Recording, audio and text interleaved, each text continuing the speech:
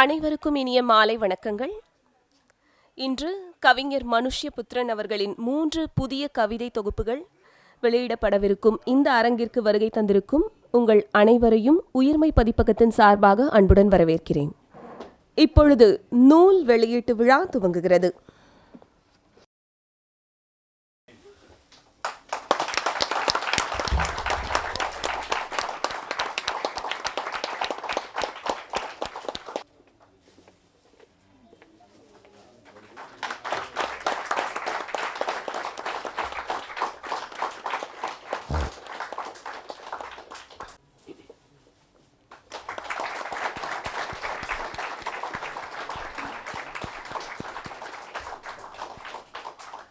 மனுஷ்யபுத்திரன் அவர்கள் உயிர்மை பதிப்பகத்தின் சார்பாக வரவேற்புரையாற்றுவார்.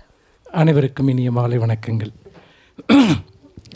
என்னுடைய வாழ்க்கையில் மற்றொரு முக்கியமான ஒரு நாள் இது. என்னுடைய மனதிற்கு உகந்த நண்பர்கள் இங்கே கூடியிருக்கக்கூடிய இந்த அரங்கில் என்னுடைய வாழ்க்கையில் எனக்கு ஒரு மிகப்பெரிய ஆதாரபலமாக இருந்து வரக்கூடிய என்னுடைய நண்பர்கள் மேடையில் வீற்றிருக்கக்கூடிய இந்த அவையில் நான் இந்த நூல்கள் வெளியிடப்படுகிற இந்த நாள் என்பது உண்மையில் என்றும் நான் நினைத்து பார்க்கக்கூடிய ஒன்றாக இருக்கும். ஏனென்று கேட்டால் நான் நிறைய ஒரு 30 வருடங்களாக எழுதி கொண்டிருக்கிறேன். அப்படி எழுதி கொண்டிருக்கக்கூடிய இந்த காலகட்டத்தில் இந்த வருடம் என்பது என்னுடைய எழுத்து வாழ்க்கையில் ஒரு அபூர்வமான வருடம் என்று சொல்ல வேண்டும்.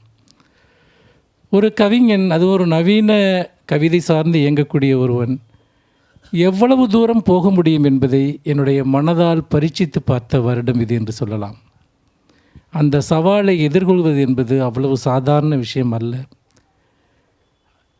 500 கவிதைகள் ஒரு 6 மாதத்தில் எழுதினேன் என்று சொன்னார்கள். அது வெறும் எண்ணிக்கை கிடையாது. 500 வாழ்க்கையை வாழ்வது அது. 500 விதமான உலகங்களில் வாழ்வது அது. ஒரு சம்பிரதாயத்திற்காக இது 3 வகை மாதிரியாக இந்த தொகுப்புகள், காதல் கவிதைகள் அல்லது வாழ்வினுடைய இருண்மையை பற்றிய கவிதைகள், அரசியல் கவிதைகள் என்று ஒரு ஒப்புக்கு பிரிக்கப்பட்டிருந்தாலும் கூட அதற்குள்ளாக பல்வேறு விதமான வேறு அடுக்குகள் இருக்கின்றன. வாழ்க்கையோடு நடத்தக்கூடிய இந்த உரையாடல் என்பது அவ்வளவு எளிமையானது அல்ல. ஒரு உரையாடல் முடிகிற போது வேறொரு உரையாடல் தொடங்குகிறது. ஒரு முடிச்சு அவிழ்க்கிற போது இன்னொரு முடிச்சு விழுந்து கொண்டே இருக்கிறது. உண்மையிலேயே இன்று மதியம் மிகுந்த களைப்புடன் தூங்கிக் கொண்டிருந்தேன். அப்பொழுது செல்வி என்னை தூக்கத்திலிருந்து எழுப்பி இந்த புத்தகங்கள் வந்துவிட்டது பாருங்கள் என்று சொன்னபோது ஒரு நிமிடம் ஏதோ ஒரு கனத்த சுமையை என் கையில் வைத்திருப்பது போன்ற ஒரு உணர்வு எனக்கு ஏற்பட்டது. இன்றோடு இந்த புத்தகங்கள் என்னை விட்டு விடைபெறுகின்றன, என்னை விட்டு இது போய்விடும் என்கிற ஒரு உணர்வு எனக்கு ஏற்பட்டது. எழுத்தாளனுக்கு ஏற்படக்கூடிய இந்த உணர்வு மிகவும் விசித்திரமானது.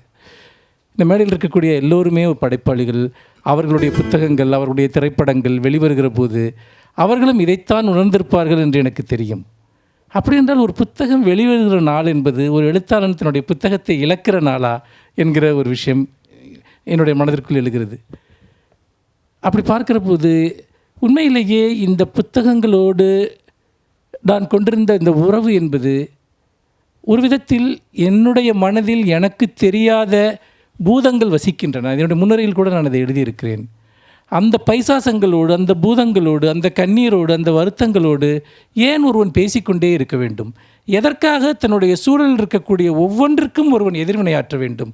ஏன் ஒவ்வொன்றோடும் ஏதாவது ஒரு பேச்சை தொடங்க வேண்டும் என்கிற கேள்வி எனக்கே எழுகிறது. ஏன் நாம் நிம்மதியாக இருக்க முடியாதா? வெறும் சிரிப்பும் பாட்டும் சந்தோஷமுமாக இருக்க முடியாதா? லகுவான ஒரு இறகை போன்ற மனநிலையில் நாம் ஏன் இருந்துவிடக்கூடாதா? இதற்காக இதில் இருக்கக்கூடிய வாதைகள், இதற்குள் இருக்கக்கூடிய சந்தோஷங்கள், இதற்குள் இருக்கக்கூடிய காதல்கள் எல்லாமே என்னுடையவை அல்ல, அல்லது என்னுடையவை மட்டுமல்ல. நான் கேட்கிற, நான் பார்க்கிற, நான் உரையாடுகிற, நான் அல்லது உருவகித்துக் கொள்கிற இந்த உலகத்திலிருந்து இருக்கக்கூடிய அத்தனை விஷயத்தையும் என்னுடையதாக்கி கொண்டு நான் இந்த கவிதைகளை எழுதி கொண்டே இருந்தேன். சில இரவுகளில் எல்லாம் ஒரு 15-20 கவிதைகளை கூட தொடர்ச்சியாக நான் எழுதியிருக்கிறேன்.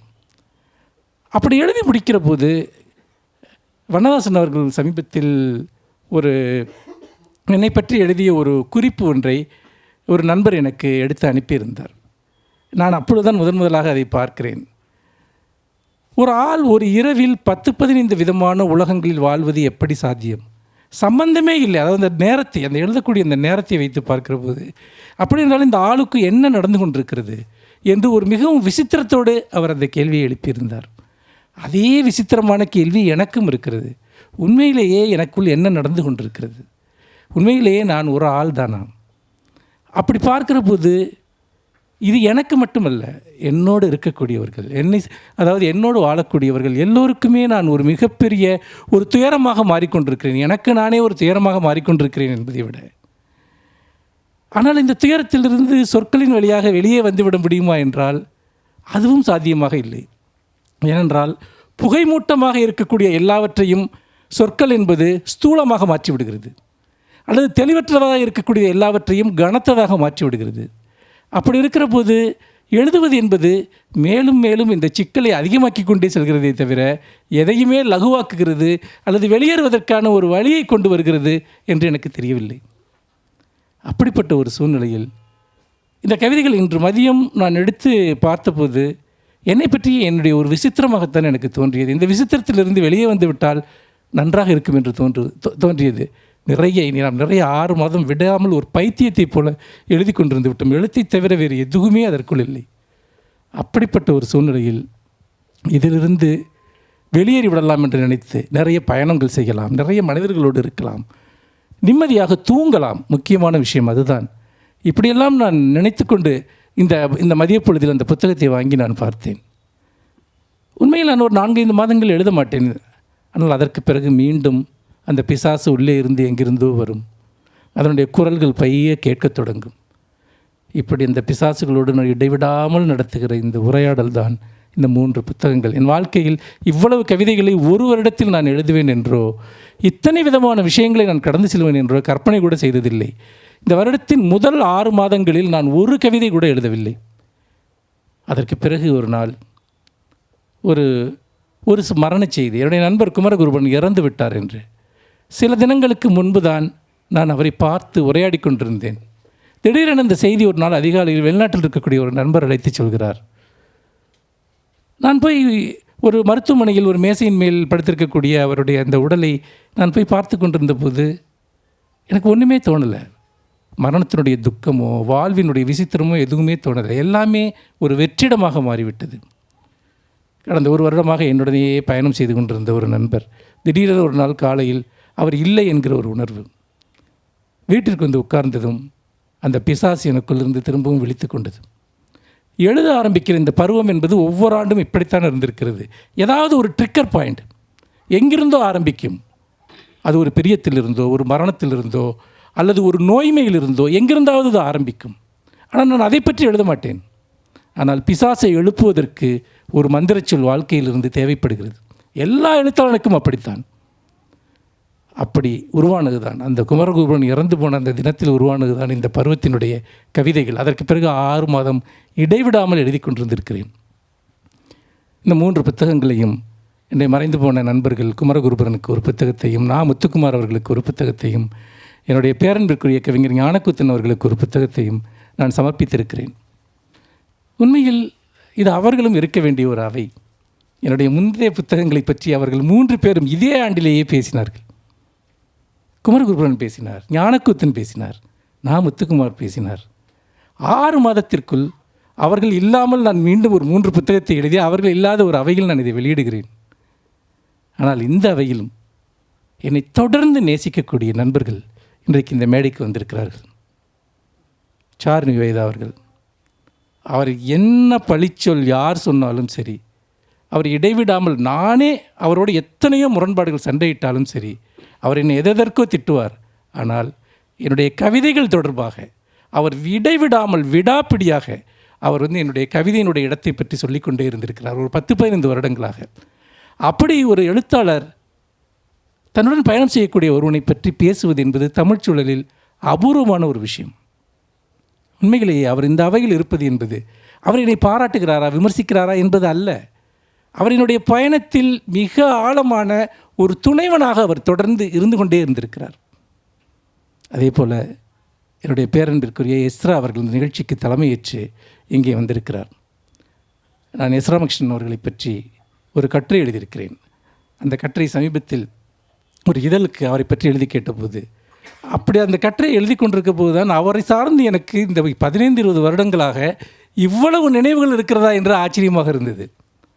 ஒரு ஆள் கூட நான் வந்துக்கிட்டே இருந்திருக்கேன். ஆனால் அந்த ஆள் கூட எவ்வளோ தூரம் வந்தேன்னு எனக்கு தெரியல. ஒரு நாள் உட்காந்து யோசிக்கிறப்ப தான் தெரியுது, ராமகிருஷ்ணன் கூட நம்ம 20 வருஷமாக ட்ராவல் பண்ணிகிட்ருக்கோம், வெவ்வேறு தலங்களில், வெவ்வேறு விதங்களில்.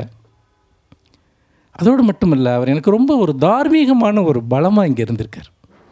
அதாவது நான் நிறைய ஒரு பெரிய கிரைசிஸ்லாம் வர்ற டைமில் கூட அவர்கிட்ட வந்து நான் பேசிகிட்டு இருப்பேன். அவர் எதையாவது ஒன்று வந்து பார்த்திங்கன்னா சொல்லுவார். அப்புறம் உயிர்மை சார்ந்த அந்த நிறுவனம் என்பது அது எப்போதும் வலிமையுடன் இருக்க வேண்டும் என்பதற்காக அவர் நான் சோர்ந்து போகிற நேரத்தில் எல்லாம் அறிவுறுத்தி கொண்டே இருப்பார். அதே போல் ஒரு எழுத்தாளனாக நான் எதை எழுதினாலும் சரி, அதில் அவருக்கு ஏதாவது ஒன்று அவருக்கு முக்கியமாக இருந்தால் அதை பற்றி நீண்ட நேரம் என்னிடம் உரையாடி இருக்கிறார். அதெல்லாம் ஒரு மிகப்பெரிய ஒரு எனர்ஜி, ஒரு சக்தி. அது ஒரு எழுத்தாளனுக்கு அப்படிப்பட்ட ஒருவர் கூட இருப்பது என்பது ஒரு அபூர்வமான ஒரு தருணம்.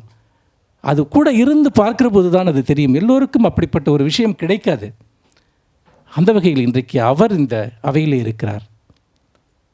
அதே போல் வசந்தபாலன் அநேகமாக என்னுடைய கடந்த சில வருடங்களாக என்னுடைய எல்லா கவிதை நூல் வெளியீட்டு விழாக்களிலும் வசந்தபாலன் இருந்திருப்பதாக எனக்கு ஒரு உணர்வு.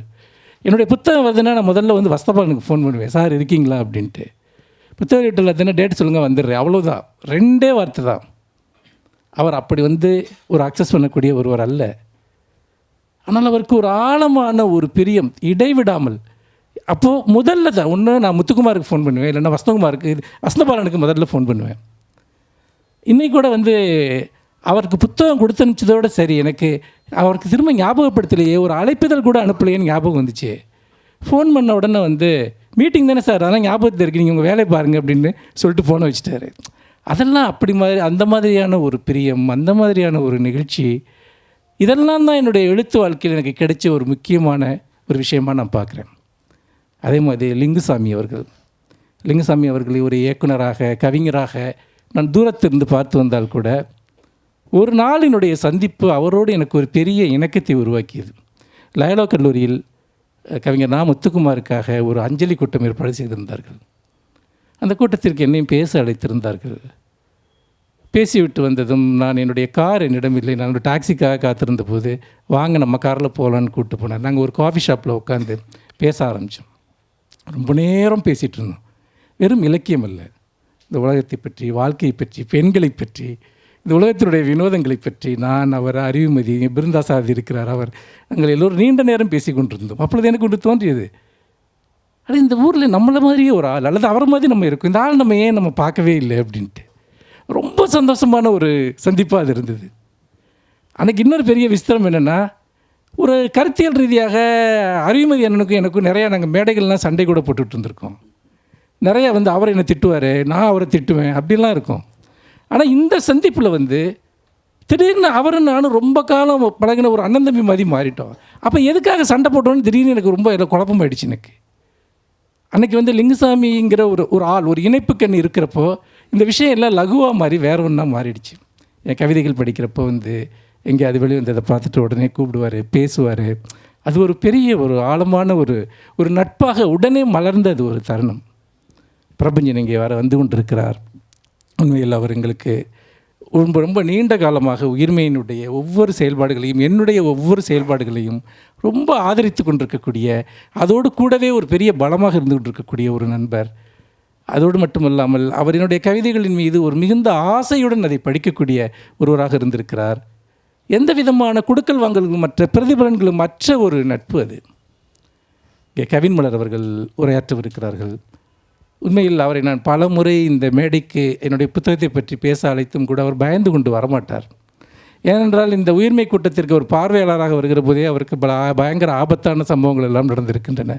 ஆக்சிடெண்ட் ஆயிரும், இல்லைன்னா எங்கேயாவது விழுந்துருவாங்க கீழே, இப்படியெல்லாம் வந்துட்டு. அதனால் நான் மீட்டிங் அனௌன்ஸ் பண்ணோன்னே அவங்களுக்கு ஒரு மரண பயத்தோடு கேட்பாங்க, அப்படியா அப்படின்ட்டு. என்ன ஆனால் வந்து நான் சொன்னேன், வந்து நான் உயிருக்கு உத்தரவாதம் கொடுக்குறேன், அதை தவிர எது நடந்தாலும் நான் பார்த்துக்கிறேங்க அப்படின்னு சொன்னேன். அவங்க வந்து துணிஞ்சு வந்திருக்காங்க இங்கே. அவங்க துணிச்சலுக்கு முதல்ல என்னுடைய நன்றியை தெரிவிச்சுக்கிறேன். அப்புறம் நரன், என்னுடைய ரொம்ப பிரியத்திற்குரிய ஒரு கவிஞன். ரொம்ப அவர் எழுத ஆரம்பித்த நாட்கள்லேருந்து நான் அவரை பார்த்துக்கிட்டு இருக்கேன். அவர் கொஞ்சம் கொஞ்சமாக எப்படி அவருடைய கவிதை மொழி மாறி வந்திருக்கு. அப்புறம் இலக்கியத்தின் மேலே அவ்வளோ பெரிய ஒரு பேஷன், அவ்வளோ பெரிய ஒரு ரிலேஷன்ஷிப். அது வந்து ஒரு இலக்கியத்தை ஒரு பொழுதுபோக்காக வைத்து கொண்டிருப்பவர்கள் மீது எனக்கு பெரிய ஆர்வம் கிடையாது. ஆனால் இலக்கியம் சார்ந்து ஏதாவது ஒரு வேலை திடீர்னு புத்தகம் வெளியிடுவார், சிறுபத்திரிகை நடத்துவார், அதே மாதிரி அவர் கவிதைகள் எழுதுவார், சிறுகதை எழுதுவார், எதையாவது ஒன்று இலக்கியம் கூட்டங்கள் நடத்துவார், இலக்கியம் தொடர்பாக ஏதாவது ஒரு விஷயத்தை செய்து கொண்டே இருப்பார். இதைத்தான் நானும் என்னுடைய சிறு வயதிலிருந்து நான் தொடர்ந்து செய்து கொண்டிருந்திருக்கிறேன். அப்படிப்பட்ட எனக்கு மிகவும் பிடித்தமான ஒரு கவிஞன் அவர் இன்றைக்கு இந்த அவையில் வந்திருக்கிறார். என்னுடைய நேசத்திற்குரிய நண்பர்கள் வந்திருக்கிறீர்கள். நான் ஏதோ நீண்ட நேரம் பேசிய ஒரு உணர்வு ஏற்பட்டு விட்டது எனக்கு. மொத்தத்தில் இந்த விழாவில் நீங்கள் இந்த புத்தகங்களை விட நீங்கள் இங்கே இருக்கிறீர்கள் என்பது தான் எனக்கு மிக மிக முருகேச பாண்டியன் அதே போல் அவர் இன்றைக்கி ஒரிசாவுக்கு போயிட்டு அவர் வர்றது இந்த நிகழ்ச்சிக்காகவே ஒரிசாவிலிருந்து அவசரமாக தன்னுடைய பயணத்திட்டங்களை எல்லாம் மாற்றிக்கொண்டு அவர் இங்கே வந்திருக்கிறார். பாண்டியனை பொறுத்த வரைக்கும் முக்கியமாக ஒரு விஷயம் சொல்லணும். அவர் கடந்த ஒரு வருடங்களில் உயிர்மேல் எழுதின கட்டுரைகள், அந்த கட்டுரைகள் எல்லாம் நாங்கள் ஒரு தொகுப்பாக கொண்டு வர போகிறேன். அதுக்கு அந்த கட்டுரைக்கு ஒரு மிக முக்கியமான ஒரு ரெலவன்ஸ் இருக்குது. தமிழில் ஒரு வருஷத்தில் இவ்வளவு புஸ்தகங்கள் வெளிவருது, இவ்வளவு புது ரைட்டர்ஸ் வர்றாங்க. ஆனால் யாரை பற்றியும், அதாவது அதில் 75% பேர்களை பற்றி எங்கேயுமே எந்த பதிவுமே கிடையாது. நம்முடைய மதிப்பிற்குரிய விமர்சகர்கள் எழுத மாட்டார்கள், பல எழுத்தாளர்களுடைய கவனத்திற்கே அவங்க வரமாட்டாங்க. ஆனால் பாண்டியன் என்ன பண்ணுறாருன்னா, ஒரு மிஷன் மாதிரி, ஒரு போராளி மாதிரி, யாரெல்லாம் இந்த ஹமீது இந்த வருஷம் இந்த மாதத்தில் ஒரு 25 பெண் கவிஞர்களை பற்றி ஒரு கட்டுரை அனுப்பியிருக்கேன் அப்படிம்பார், எல்லாத்தையும் பற்றி. அதே மாதிரி அடுத்து ஒரு 25 சிறுகதை ஆசிரியர்களை பற்றி எழுதியிருக்கேன். இவ்வளவு பேர் தமிழில் வேலை செய்கிறார்களா? இதையெல்லாம் யாராவது ஒருத்தர் கவனிக்க வேண்டாமா? யாராவது ஒருத்தர் இதையெல்லாம் பார்க்க வேண்டாமா? எத்தனை பேர் அந்த பணியை செய்கிறார்கள்? ஆனால் பாண்டியன் இடைவிடாமல் அதை தொடர்ந்து செய்து கொண்டே இருக்கிறார். இப்போ எங்கே கூப்பிட்டாலும் கூட்டங்களில் போய் கூட்டங்கள் பேசுவார், கட்டுரைகள் எழுதுவார். முக்கியமாக இங்கே இயங்கிக் கொண்டிருக்கக்கூடிய எழுத்தாளர்களுக்கு அதை முதலில் ஆவணப்படுத்த வேண்டும். இரண்டாவதாக அவர்களுக்கு அடிப்படையான ஒரு உற்சாகத்தை உருவாக்க வேண்டும். அவங்க இருட்டறைகளில் தொடர்ந்து வைக்கப்பட்டிருக்கிறார்கள் என்ற உணர்வு அவருக்கு இருக்கிறது. அது ஒரு பெரிய மிஷன் மாதிரி அவர் செய்து கொண்டிருக்கிறார். அவர் இன்றைக்கு இந்த நிகழ்ச்சியில் இந்த கலந்து கொண்டிருப்பது எனக்கு மிகுந்த மகிழ்ச்சி தருகிறது. அப்படி எல்லா நண்பர்களும் கூடியிருக்கக்கூடிய இந்த அவையில் என்னுடைய வாழ்க்கையின் இந்த முக்கியமான தினமாக இந்த புத்தகங்கள், இந்த நண்பர்களை நினைக்கிறேன். இந்த புத்தகங்களை விட இங்கே இருக்கக்கூடிய நீங்கள் எல்லோருமே எனக்கு மிக முக்கியமானவர்களாக இருக்கிறீர்கள் என்பதை கூறிக்கொண்டு உங்கள் அனைவருக்கும் என்னுடைய அஞ்சாத நன்றிகளை கூறி விடைபெறுகிறேன். நன்றி, வணக்கம். இந்த 3 கவிதை தொகுப்பு நூல்களின் சிறப்பு பிரதிகளை வெளியிடவிருக்கிறோம். முதலில் இருளில் நகரும் யானை கவிதை தொகுப்பை திரு சாரு நிவேதிதா அவர்கள் வெளியிட திரு அன்பு அவர்கள் பெற்றுக்கொள்வார். ஒரு எழுத்தாளனுக்கு ரொம்ப ஆதார பலமாக இருக்கக்கூடியவர்கள் கண்ணுக்கு தெரியாமல் இருக்கக்கூடிய அவனுடைய வாசகர்கள், அல்லது அவங்க கூட அவனை பார்க்காம அவங்க கூட கனெக்ட் ஆகிட்டே இருக்கக்கூடியவங்க. நீங்கள் அவர் இன்றைக்கி ரொம்ப எளிமையாக இந்த பிரதியை வாங்கிட்டு இங்கே நிற்கிறார். அவர் வகிக்கக்கூடிய மிக பொறுப்பு என்பது மிக மிக பெரியது. ஒரு கடந்த ஜூனில் நடந்த புத்தக கண்காட்சியில் அவர் பார்த்தேன். அதாவது எவர் சென்டா என்கிற ஒரு சர்வதேச நிறுவனம், அந்த நிறுவனம் அதாவது ஒரு கன்ஸ்ட்ரக்ஷன் கம்பெனி, அந்த இன்டர்நேஷ்னல் அந்த நிறுவனத்தினுடைய ஒரு தலைமை செயல் அதிகாரி, இந்திய அளவிலான தலைமை செயல் அதிகாரி. அவர் தீவிரமான இலக்கிய வாசகர், மிக தீவிரமாக படிக்கக்கூடியவர். அவர் ஒரு புத்தக கண்காட்சியில் ஒரு கார்டு கொடுத்துட்டு அவர் போனார். அவர் போனதுக்கப்புறம் அவர் இருக்கிற துறை சார்ந்து எனக்கு ஒரு பெரிய உதவி தேவைப்பட்டது. அப்போ திடீர்னு இந்த கார்டை தேடி அவர் பேர் கூட அப்போ எனக்கு மனசில் பதியலை. அப்போ அவருக்கு ஒரு சின்ன ஃபோன் பண்ணேன், சார் எனக்கு இந்த ஒரு ஹெல்ப்பை பண்ண முடியுமான்னு. அவர் ஹெல்ப்புன்னு நான் சொன்னதே அவருக்கு ரொம்ப கோவம் வந்துடுச்சு. நான் என்ன கேட்டனோ அதை அடுத்த 2 மணி நேரத்தில் அவர் அதை செஞ்சு கொடுத்தார். வேறு ஒரு ரீசனுமே இல்லை. அவர் வெறுமனே என்னுடைய கவிதைகளை படிக்கிறார். அதை தவிர அவருக்கு என்னை தெரியவே தெரியாது, அவருக்கு என்ன தெரியாது. இன்றைக்கி அவர் என்னுடைய ஒரு சிறப்பு பிரதியை வாங்கிக்கிறத நான் ஒரு மிகப்பெரிய ஒரு கௌரவமாக நான் நினைக்கிறேன். Thank you sir. நன்றி திரு அன்பு. அடுத்து காந்தியுடன் இரவு விருந்துக்கு செல்கிறேன் கவிதை தொகுப்பை துணைப்பதிவாளர் பாலு அவர்கள் பெற்றுக்கொள்வார். பாலு சார் பற்றி பாலு சார் பற்றி சொல்லணுன்னா, அவரை துணைப்பதிவாளருங்கிறது அவருடைய ஒரு பொதுவான ஒரு அடையாளம்தான். அவர் ஒரு தீவிரமான சமூக செயல்பாட்டாளர். முக்கியமாக ஒடுக்கப்பட்ட மக்களுடைய விடுதலை சார்ந்து பல விஷயங்களோடு அவர் தன்னுடைய பங்களிப்புகளை செய்து கொண்டிருக்கக்கூடியவர். எனக்கு மிக நெருக்கமான ஒரு நண்பர். பல இடங்களில் அவர் மூலமாக நான் சில கூட்டங்களுக்கெல்லாம் கூட சென்றிருக்கிறேன். பொதுவாக இலக்கியம் சார்ந்த விஷயங்கள் அல்லது சமூகம் சார்ந்த விஷயங்களுக்கு தன்னுடைய பங்களிப்புகளை ஏதாவது செய்ய வேண்டும் என்று இடைவிடாமல் அவர் செய்து கொண்டிருக்கக்கூடிய ஒரு நண்பர். இன்றைக்கு அவர் மேடையில் வந்து இந்த பிரதியை பெற்றுக்கொண்டதற்காக அவருக்கு என்னுடைய நன்றிகளை தெரிவித்துக் ஸ்ருதி டிவியின் திரு கபிலன் அவர்கள் பெற்றுக்கொள்வார். திரு கபிலன் அவர்களை மேடைக்கு அழைக்கிறோம். கௌதம் அவர்கள் அவர் சார்பாக கபிலன் அவர்கள் இன்னொரு நிகழ்ச்சிக்கு சென்றிருக்கிறார். அதனால் அவருடைய சார்பாக கௌதம் அதை பெற்றுக்கொண்டிருக்கிறார். கபிலன், இந்த சுருதி டிவிங்கிற விஷயம் நம்ம அதையெல்லாம் அக்னாலேஜ் பண்ணணும். இலக்கிய கூட்டம் என்பது நீண்ட காலமாக ஒரு 50 பேர் மட்டுமே பேசி கலைந்து செல்கிற ஒரு விஷயமாக இருந்திருக்கிறது. அதற்கு மேல் அங்கே என்ன நடந்தது என்பது யாருக்குமே தெரியாது. அது அப்படியே அதோடு அழிந்து போய்விடும். ஆனால் சுருதி டிவி கபிலன், அவருக்கு அதனால் ஒரு பைசா பிரயோஜனம் கிடையாது. அதனால் எந்த வருமானமும் அவருக்கு கிடையாது. எல்லா இலக்கிய நிகழ்ச்சிகளுக்கும் போய் எல்லா உரைகளையும் பதிவு செஞ்சு அதை ஒரு ப்ராப்பராக எடிட் பண்ணி இப்போது அதை யூடியூப்பில் ஏற்றி அதை இன்றைக்கி சமூக வலைத்தளங்களில் ஒரு பயங்கரமாக ஷேர்லாம் போய் இன்றைக்கி இந்த நிகழ்ச்சியை நாளைக்கு பல்லாயிரக்கணக்கான பேர் பார்ப்பாங்க. இன்றைக்கி நைட்டே அவர் அதை வந்து ஏற்றிடுவார். ஒரு ஆள் இதையே செஞ்சிகிட்டு இருக்காரு. இதுக்கெல்லாம் எந்த பதிலுமே கிடையாது. நீங்கள் வந்து எதுக்காக தமிழில் வந்து எழுத்தாளர்கள் எழுதுகிறாங்க, ஏன் சிறுபத்திரிக்கை நடத்துகிறாங்க, அதனால் உங்களுக்கு என்ன பிரயோஜனம் இருக்குது, ஏன் பதிப்பகம் நடத்துகிறாங்க, இதுக்கெல்லாம் எப்படி எந்த பதிலுமே கிடையாதோ அதே மாதிரி தான் சுருதி டிவியில் கபிலன் இதெல்லாம் ஏன் பண்ணுறாருங்கிறதுக்கு எந்த பதிலும் கிடையாது. இது ஒரு கலாச்சார செயல்பாடு. இன்றைக்கி கூட நீங்கள் போய் எஸ் ராமகிருஷ்ணன், சார்னிவேதா, மனுஷபுத்திரன் சர்ச் பண்ணிங்கன்னா முதல்ல இந்த கபிலன் ஏற்றின ஏராளமான வீடியோஸ் வரும். அவங்களுக்கு ஒரு மிகப்பெரிய ஆவணத்தை ஏராளமான எழுத்தாளர்களுக்கு உருவாக்கியிருக்கார். இளம் எழுத்தாளர்கள் பலருடைய குரல் எப்படி இருக்குது, நம்முடைய மூத்த எழுத்தாளர்கள்லாம் நிறைய பேர் இருக்காங்க. அவங்களுடைய குரல் எப்படி இருக்குன்னு நமக்கு யாருக்காவது தெரியுமா? டி ஜானகிராமனோட குரல் எப்படி இருக்குன்னு உங்களுக்கு யாருக்காவது தெரியுமா? மௌனியோட குரல் எப்படி இருக்குன்னு யாருக்காவது உங்களுக்கு தெரியுமா? ஆனால் இன்றைக்கி கூட எழுதிட்டு இருக்கக்கூடிய இன்றைக்கி சுஜாதாவுக்கு வந்து நல்ல வீடியோஸ் கிடையாது. யூடியூப்பில் போய் பார்த்தீங்கன்னா அவ்வளோ பெரிய ரைட்டர், அவர் பேசுகிற நல்ல வீடியோஸ் கிடையாது. இன்றைக்கி இருக்க யங் ரைட்டர்ஸ் பல பேருக்கு ஒரு குரல் எப்படி இருக்குன்னு தெரியாது, புதுசாக படிக்க வந்தவங்களுக்கு. ஆனால் இன்றைக்கி எழுத வந்திருக்க ஒரு எழுத்தாளன் கூட இன்றைக்கி ஒரு அவனுடைய உடல் மொழி, அவனுடைய குரல் சார்ந்த ஒரு பெரிய ஆவணம் இன்றைக்கு சுருதி டிவியால் உருவாக்கப்பட்டிருக்கிறது. அவருக்கு நான் இந்த மேடையில் கௌரவிக்கணும்னு நினச்சேன். அது அவருக்கு என்னுடைய வாழ்த்துக்களை நான் தெரிவிச்சுக்கிறேன். அடுத்து காந்தியுடன் இரவு விருந்துக்கு செல்கிறேன் சிறப்பு பிரதியை முருகேச பாண்டியன் அவர்கள் வெளியிட இளம் எழுத்தாளர் பிரபு காளிதாஸ் அவர்கள் பெற்றுக்கொள்வார். பிரச்சனைகளை உருவாக்குற ஒரு ஆளுக்கு நான் ஒரு சிறப்பு பிரதியை ஏன் கொடுக்குறேன் அப்படின்னு நீங்கள் நினைக்கலாம். இப்போ எனக்கே கூட அது கொஞ்சம் அதிர்ச்சியாக தான் இருக்குது. ஏன்னா டெய்லி 4 பேர் நீங்கள் அவன் வந்து என்னெல்லாம் பண்ணுறான், நீங்கள் ஏன் அவனை சப்போர்ட் பண்ணுறீங்க? நான் ஒன்றுமே பண்ணலைங்கன்னா உங்கள் கூட தானே இருக்கான் அவன், நீங்கள் இதெல்லாம் கேட்க மாட்டிங்களா? இதே தான் டெய்லி. நான் சொன்னாலும் கேட்க மாட்டாங்கன்னு சொன்னால் கூட அவங்களுக்கு அது புரியாது. வந்துட்டு பிரபு ஏன் நான் இந்த சபையில் வந்து நான் இந்த பிரதியை பெற்றுக்கணும்னு நினச்சேன்னா, கடந்த ஒரு 5-6 வருடங்களுக்கு மேலாக அவர் எல்லா சந்தர்ப்பங்களிலும் என் கூடவே இருந்துகிட்ருக்கார். அது வெறுமனே உயிர்மை நிகழ்ச்சிகளை ஃபோட்டோ எடுக்கிற விஷயம் கிடையாது. புகைப்படங்களை யார் வேண்டுமானாலும் எடுப்பார்கள். டெய்லி வருவார். வந்துட்டு ஏதாவது ஒரு விஷயம் எனக்கு வந்து ஒரு ரிலீஃப், ஒரு மெண்டல் ரிலீஃப். அப்புறம் எனக்கு எந்த டைமுக்கு அவருக்கு பசிக்குது, எனக்கு பசிக்கும்னு அவருக்கு தெரியும். அப்போ ஏதாவது ஒன்று வாங்கிட்டு வருவார். அது மட்டும் இல்லை, நிறைய விஷயங்கள், அதாவது வந்து நிறைய பிரச்சனைகள், என்னை சுற்றி இருக்கக்கூடிய பல விஷயங்களை நான் அவர்கிட்ட ரொம்ப ஷேர் பண்ணிகிட்டே இருக்கேன். தினமும் நான் சந்திக்கக்கூடிய, என்னை தேடி வரக்கூடிய ஒரு நண்பராக இப்போ கூட சுருதி டிவிலேருந்து எஸ் ராமகிருஷ்ணன் வந்து உங்களுடைய இந்த 3 புத்தகங்களையும் பற்றி நீங்கள் ஒரு சிறப்பு நேர்காணல்கள் பண்ணி நீங்கள் சுருதி டிவியில் வெளியிடுங்க அப்படின்னு சொன்னார். அது ரொம்ப நல்லா எனக்கு நிறைய ரெஸ்பான்ஸ், அவருடைய யோசனையின்படி அது பண்ணி வெளியிட்டோம். அந்த ஷூட் முழுக்க அது அவருடைய வேலை இல்லை, ஆனால் என் கூடவே அவர் இருந்துகிட்டு இருந்தார். இது ஏன் சொல்கிறேன்னா, இது முந்தா நாள் நடந்தது. இந்த 5-6 வருடங்களில் அவர் தொடர்ச்சி அப்படி இருந்துகிட்ருக்காரு. நான் அவருக்கு பதிலுக்கு எதுவுமே பண்ணது கிடையாது, எதுவுமே செஞ்சது கிடையாது. புஸ்தகம் வர்றதெல்லாம் அது ஒரு சின்ன மேட்டர். வந்துட்டு அதெல்லாம் வந்து எங்கே வேணாலும் புத்தகங்கள் வரும்.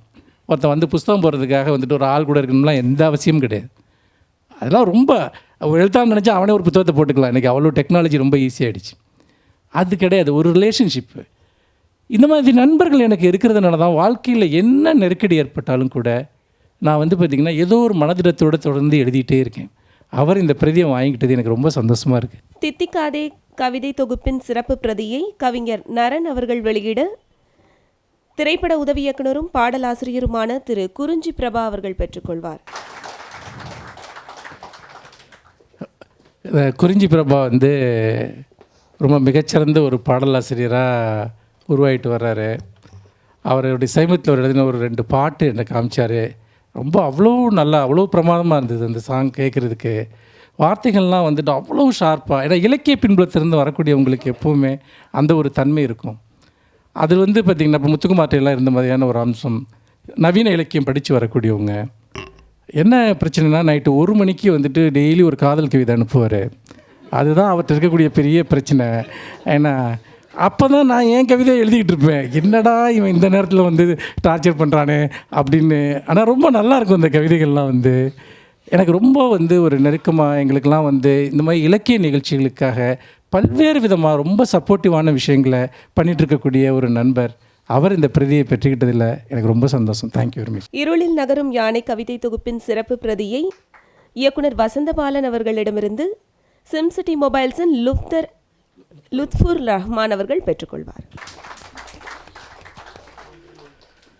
இந்த லுத்ஃபுர் ரஹ்மான் அவர்கள் ஒரு இலக்கிய வாசகர் என்பதை விட ஒரு வெறி பிடித்த இலக்கிய வாசகர் என்று சொல்லலாம். அவர் எப்பவுமே இந்த புத்தக கண்காட்சியிலலாம் பார்த்திங்கன்னா என்கிட்ட ஒரு உதவி கேட்பார், யாராவது ஒரு ஆள் கூட அனுப்புங்கன்னு. ஏன்னா ஒரு 3 சாக்கு பை நிறையா புத்தகத்தை வாங்கிட்டு இதை யாராவது கொண்டு வந்து வெளியே தர சொல்லுங்கன்னு. இதை நான் ரொம்ப வருஷமாக நான் பார்த்துட்ருக்கேன். அவருக்கு ஒரு மேட்னஸ், புத்தகங்களை வாங்கிட்டே இருப்பார். அவர் புத்தகங்களை வாங்குறதுக்காக மட்டும், ஏன்னா இந்த புத்தகத்தை அவர் இங்கே நான் கொடுக்குறதுக்கு முன்னாடியே அவர் இங்கே வாங்கியிருப்பார், அது எனக்கு தெரியும். வேறு ஒரு விஷயம், எனக்கு மட்டும் இல்லை, இங்கே இருக்கக்கூடிய பல நண்பர்களுக்கு லுத்ஃபுர் ரஹ்மானை தெரியும். எழுத்தாளர்கள் மீது அப்படி அவர் ஒரு செல்ஃபோன் கடை வச்சுருக்கார். ஆக்சுவலாக வந்து அந்த ரம்ஜான் டைமில் அவர் அந்த இஃப்தார் விருந்துக்காக அவர் நவீன எழுத்தாளர்களை கூப்பிடக்கூடிய ஒரே நபர் அவர் தான். அது மட்டும் இல்லாமல் எனக்கு வந்து இந்த லுத்ஃபுர் ரஹ்மான்லாம் எப்படின்னு பார்த்திங்கன்னா, ஏதாவது ஒரு பிரச்சனை எனக்கு இம்மிடியேட்டாக நான் முதல்ல வந்து அழைக்கக்கூடிய நபர்களோட 2-3 பேரில் அவரும் ஒருத்தர். அவருக்கு எனக்கு பிரச்சனையாக இருக்கிறதுலாம் அவருக்கு ஒரு மேட்டரே கிடையாது. வந்துட்டு ஏதோ ஒரு விதத்தில் அது வந்து பார்த்திங்கன்னா அடுத்த ஒரு 10 நிமிஷத்தில் அதை வந்து சால்வ் பண்ணுவார். ஒரு சப்போர்ட்டிவ் ஹேண்ட். வந்து இந்த ஊரில் இப்படிலாம் யாரும் இல்லைன்னா இங்கே வாழ முடியாது. இது ஒரு பயங்கரமான ஒரு ஊர், இது ரொம்ப பயமாக இருக்கும். ஏன்னா அப்போ அந்த விதத்தில் அவர் என்னுடைய மிக நெருங்கிய ஒரு அந்தரங்கமான ஒரு நண்பர் அவர். இன்றைக்கு அவர் இந்த பிரதியை வாங்கிக்கிட்டது எனக்கு ரொம்ப மகிழ்ச்சி.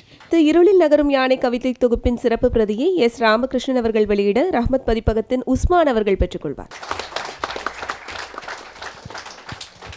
உஸ்மான் பாய் அவர்கள் தான் இந்த கவிக்கோ மன்றத்தினுடைய மேலாளர். அவர் வந்து இலக்கிய நிகழ்ச்சிகள் நடத்துறதில் ஒரு மிகப்பெரிய ஒரு கம்ஃபர்ட் ஜோனை உருவாக்குனதில் இந்த கவிக்கோ மன்றத்துக்கு ஒரு பெரிய இடம் உண்டு. இங்கே வெளியே வந்துட்டு போகிறது பஸ்ஸு பிரச்சனைகள் மாதிரி சின்ன சின்ன விஷயங்கள் இருந்தால் கூட உள்ளே வந்துட்டோம்னா வந்துட்டு அவ்வளோ ஒரு அருமையான சவுண்ட் சிஸ்டம், ஆடிட்டோரியம், லைட்டிங், எல்லாத்துக்கும் மேலே எனக்கு கூட்டங்கள் நடத்துறது சம்மந்தமான இருந்த எல்லா டென்ஷனையும் குறைச்சதுன்னா அவர் தான். நான் மீட்டிங்லாம் நிறைய மாற்றிக்கிட்டே இருப்பேன். சில சமயத்தில் வந்து மற்றவங்கெல்லாம் வந்து பார்த்திங்கன்னா அக்செப்ட் பண்ணவே மாட்டாங்க. நான் அந்த டைமில் வேறு ஆளுக்கு கொடுத்துருப்போம், எங்களுக்கு லாஸ் ஆயிரும் இப்படிலாம் சொல்லுவாங்க. அவர் ஒன்றுமே சொன்னதில்லை. சரிங்க பார்த்துக்கலாங்க, உங்களுக்கு இல்லாத இதே தான் வந்துட்டு அவருக்கு இந்த மாதிரி கூட்டங்கள் நடத்துறது அல்லது இலக்கிய விழாக்கள் நடத்துறது, இதில் இருக்கக்கூடிய எல்லா பிரச்சனைகளுமே தெரியும். இன்னொன்று, நீங்கள் வேறு சில கூட்டங்களுக்கு, சில அரசியல் ரீதியான கூட்டங்கள் அல்லது ஒரு கருத்தியல் ரீதியாக அரசுக்கு ஓப்பில்லாத சில விஷயங்களை சொல்லக்கூடிய கூட்டங்களுக்கெல்லாம் இப்போ பல பேர் இடம் தர்றதில்லை. ஆனால் கவிக்கோ மன்றத்தில் எந்த விதமான ஒரு அரசியல் ரீதியான கருத்துக்களை பேசக்கூடிய கூட்டங்களுக்கு கூட இன்றைக்கி இடம் கொடுக்கக்கூடிய ஒரு கலாச்சார மையமாக இன்றைக்கி அது உருவாயிருக்கு. அப்படி ஒரு தன்மையோட, ஏன்னா முஸ்தபா அவர்கள் இந்த விஷயத்தை அவர் அப்படிப்பட்ட ஒன்றாக இருக்க வேண்டும் என்று தான் இந்த அரங்கத்தை உருவாக்கினார். சென்னையில் கூட்டம் நடத்துறது மாதிரி ஒரு சிக்கலான கொடுமையான பிரச்சனை வேறு எதுவுமே கிடையாது. நாங்கள் எவ்வளவோ கூட்டங்கள் நடத்தியிருக்கோம், 1000 பிரச்சனைகள் இருக்கும். ஆனால் கவிக்கோ மன்றம் திறக்கப்பட்ட பிறகு அதுக்கு இந்த மாதிரியான ஒரு நல்ல ஒரு ரிலேஷன்ஷிப்போடு இருக்கக்கூடிய ஒருத்தர் அதுக்கு பொறுப்பாக இருக்கிறப்போ கூட்டங்கள் நடத்துறதுங்கிறது அவ்வளோ ஒரு சௌகரியமான, எப்போ வேணாலும் கூட்டம் நடத்தலாங்கிற உணர்வை அவர் ஏற்படுத்தி கொடுத்துருக்காரு. அவருக்கு என்னுடைய நன்றிகளை தெரிவிச்சுக்கிறேன். தித்திக்காதே கவிதை தொகுப்பின் சிறப்பு பிரதியை திரு வசந்தபாலன் அவர்கள் வெளியிட திரு முனீஷ் அவர்கள் பெற்றுக்கொள்வார். முனீஷ் வந்து என்னுடைய நெய்பர் மட்டும் இல்லை, அவர் ஒரு நாடக நடிகர், இப்பொழுது திரைப்படங்கள் நடித்து கொண்டிருக்கிறார்.